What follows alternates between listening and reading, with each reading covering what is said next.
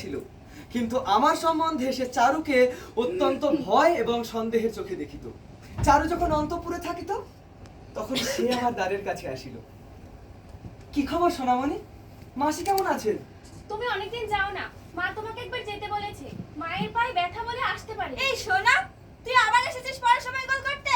আমি কিন্তু আমার বাবাকে বলে দেব। আমি থাক, মিথ্যক কথাকার। আজ সন্ধ্যেবেলা তোদের বাড়ি একবার যাবো কোন? হ্যাঁ যাবে বই কি, পড়া করতে হবে না? আমি কিন্তু মাস্টার মশাইকে বলে দেব। চারুর শাসনে ভীত না হইয়া দু একদিন সোনামণিদের বাড়িতে গিয়াছি। তৃতীয় দিন চারু ফাঁকা শাসন না করিয়া বাহির হইতে দ্বার বন্ধ করিয়া দিল। সারা সন্ধে দ্বার বন্ধ রাখিয়া আহারের আগে গিয়া দ্বার খুলিল।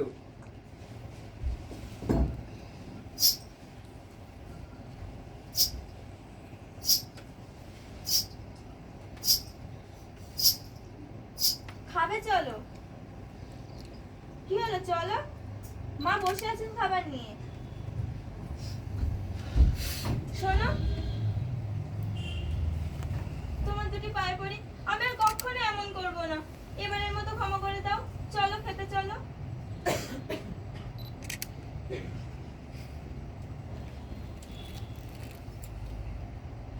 চলো।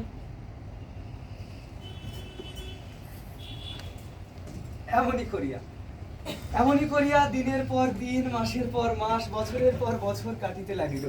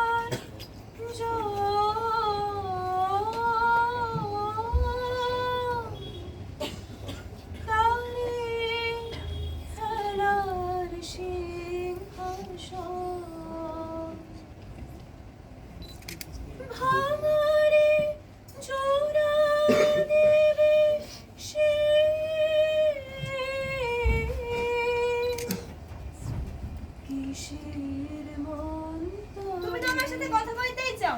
কই বলি তো। সেটা যখন রেগে যাও তখন। আচ্ছা রাগ করবো না, তবে আমার পড়ায় ব্যাঘাত ঘটাবে না তো? আমি কি শুধু ব্যাগাতে ঘটাই? আচ্ছা তারা কতটা আমায় একদিন ঘুরতে নিয়ে যাবে, যেমন হাসি সোনামণিকে নিয়ে যাও। যাবো।